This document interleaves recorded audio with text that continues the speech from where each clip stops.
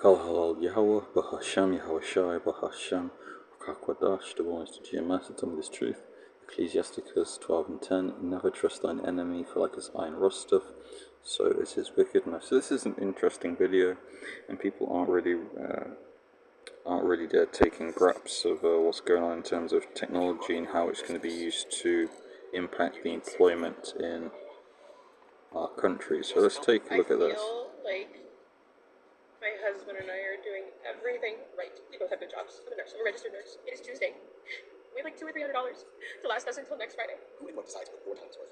Hospitals just revealed that the answer is increasingly not a person, but an AI algorithm that is programmatically built to lower your wages. And it's a mechanism that I've seen up close working with the executive teams of some of the largest companies in the world. And in legal circles, this growing strategy even has a name: surveillance wages. And beyond healthcare, it's a tactic they're working to deploy across the entire economy. 2 law professors even made a prediction that this practice, which was previously documented in companies like Uber, would quickly roll out across the economy, and we're now seeing it happen in real time. So let me show you what's happening behind closed doors of the largest health systems and companies in the world and what it means for you. I'm Brendan Dell. This is the Leverage Class. This video is sponsored by GoDaddy Era. More on that later. There's a machine being built to lower your wages. It's called surveillance wages, and it's being introduced at nearly every major organization across the world. This is a system where wages are based not on an employee's performance or their seniority, but on formulas. They use personal data, often collected without their knowledge, to figure out the lowest amount of money that they will accept for a job. This shadow is making its way bit by bit into our lives, and it will soon reach into every corner of our lives if we don't learn how to spot it and what to do about it. I first became aware that this was happening about 3 years ago when I sat on a Zoom with one of the largest companies in the world, and in that first meeting, I sat and listened to the executive team of that company give me a very long presentation on a new suite of tools that they were launching. And what none of them seemed to realize during that presentation was that they were describing the algorithmic destruction of their own pay.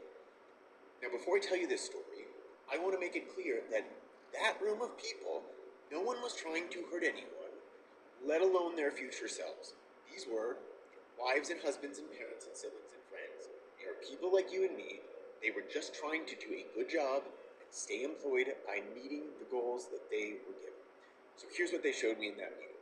They showed me a suite of algorithmic talent management tools meant to standardize the identification, recruiting, retainment, and performance reporting of every single person in corporate America. Said plainly, it's an AI that decides who gets hired, who gets promoted, who gets fired, and what everyone gets paid. What concerned me most about that particular meeting was that the topic wasn't about the morality or the functionality or whether they should do this or shouldn't do this. It was one thing: differentiation. Every major company in that space was launching similar tools, and they were trying to figure out how to market theirs in a way that would stand out, and what the data pipeline should look like to build a better mousetrap, and so forth.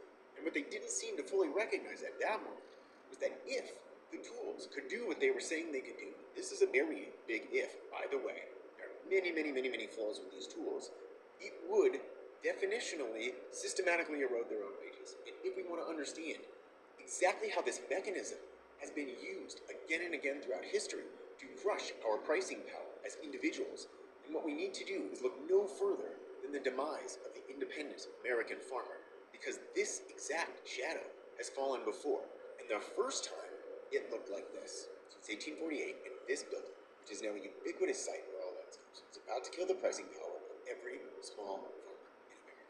Before this building existed, if you were a wheat farmer, your harvest traveled the market in sacks with your own brand name on it. Said plainly, you sold your stuff, and buyers knew that name, and they knew which farms sent clean wheat and which sent wheat full of chaff, and they then paid accordingly. That brand that you owned carried your reputation. It was the story of your whole business, and the quality and care and value that. So they're also using this in the nursing industry or in hospitals, where essentially these nurses and healthcare providers, they're going to bid on the minimum amount that they would accept for that particular job. and so you have a situation where people just undercut each other to get the job, and in turn they're lowering their wages. So yeah, interesting to see this technology being used in this way, and let's see if more companies start introducing something similar, and also in, like, the UK, etc.